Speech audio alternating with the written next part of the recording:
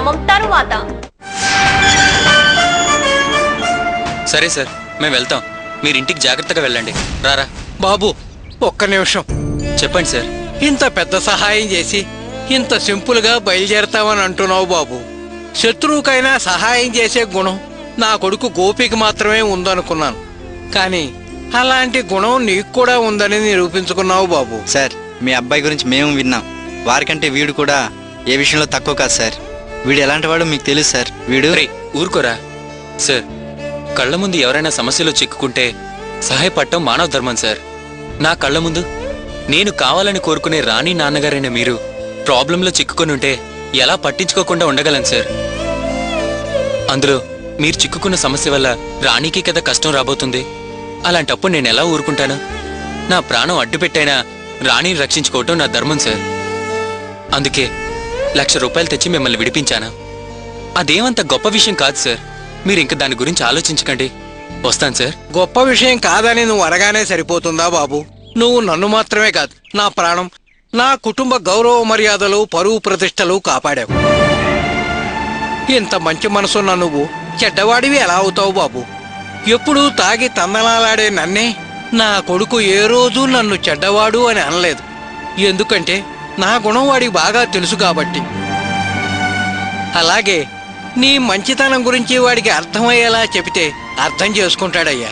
నే వెంటనే వెళ్ళి నువ్వు నన్ను కాపాడిన తీరు వాడికి వివరంగా చెప్పి వాడి మనసు మారుస్తాను.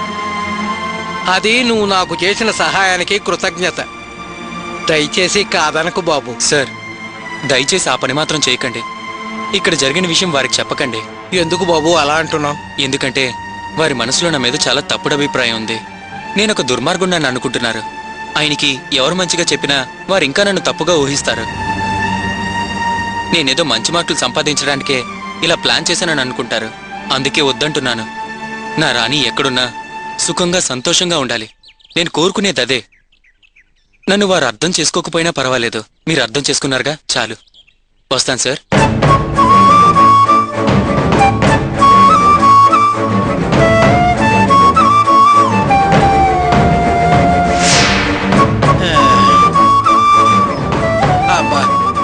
అమ్మా రాణి. ఏంటి నాన్నా? అమ్మా కాసి మంచినీళ్ళు తెచ్చిపెట్టమ్మా.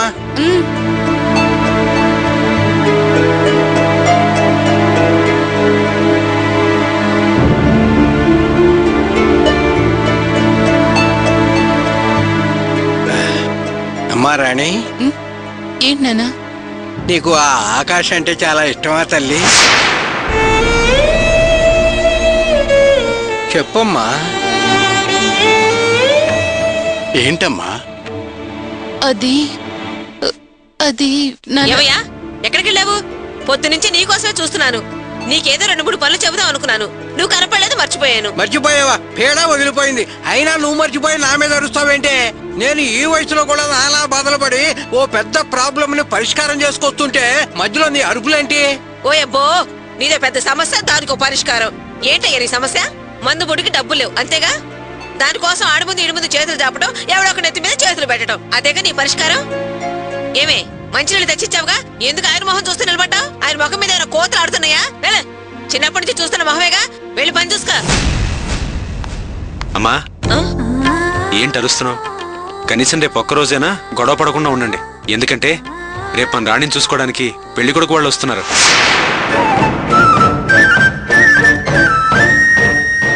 అదేంట్రా గోపి, నువ్వు రమ్మంటావు వాళ్ళు వచ్చేటివేనా? అయినా ఈ సడన్ ప్రోగ్రామ్ ఏమిట్రా? అదేంటి నన్ను అలా అంటావు? ఇందులో సడన్ ప్రోగ్రామ్ ఏముంది? నందిని పెళ్లి ఫోటోలో రాణి ఫోటో నా అబ్బాయి చూడడం, ఆ అబ్బాయికి మన రాణి నచ్చడం, మన ఇంటికి వద్దాం అనుకోవడం, ఇవన్నీ పాత విషయాలే కదా. ఇందులో కొత్త విషయం ఏముంది?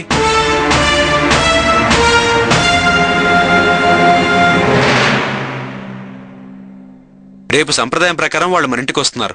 అన్నీ ఓకే అయితే వెంటనే నిశ్చితార్థం జరిపించేద్దాం అన్నారు. ఏంటండి, మీకన్నీ అర్జెంటేనా? ఇలా రావడం, అలా చెప్పేయడమేనా? ఏంటచ్చా నువ్వు కూడా నాన్నలా మాట్లాడతావు? నీకన్నీ అర్జెంటేనా అంటావేంటి? వాళ్ళు రాణిని చూసుకోవడానికి వద్దాం అనుకున్న విషయం పాత విషయమే కదా. నీకింతకు ముందు చాలాసార్లు చెప్పాను కదా. సర్లే నానా, వచ్చేవాళ్ళు చాలా గొప్పవాళ్ళు. వాళ్ళకి మన టిఫిన్లు అవి నచ్చుతాయో లేదో. నేను బాలాజీ టిఫిన్ సెంటర్లో ఆర్డర్ ఇచ్చాను. నువ్వు రేపు పొద్దునెళ్ళి తీసుకొచ్చేసి, అలాగే శేఖర్ టెంట్ హౌస్ లో కుర్చీలు చెప్పాను, అవి తీసుకొచ్చేసాయి. అమ్మా, ఆ? వాసు వాళ్ళ అత్తగారిని మామగారిని పిలవకపోతే బాగుండదు, వాళ్ళని కూడా పిలు. అలాగే పూలు పళ్ళు కూడా తీసుకో. అలాగే. నాన్నా, ఏంటన్నా నేను అమ్మ అంత సంతోషంగా ఉంటే నీ మొహం ఏంటి అలా ఉంది? అబే ఏం లేదురా, నువ్వు ఇంతకు ముందే చెప్పాను కదా అని ఎంత అన్నా ఆ పెళ్లి కొడుకులు వాళ్ళు పెళ్లి చూపులకు వస్తున్నారని చెప్పేటప్పటికి నా బుర్ర పని చేయలేదు. ఏం మాట్లాడాలో నాకు అర్థం కావట్లేదు. ఒరే గోపి, ఎందుకైనా మంచిది నువ్వు ఆ రంగరాజు గారితో మాట్లాడి ఈ కార్యక్రమాన్ని కొంచెం వాయిదా వేయకూడదు?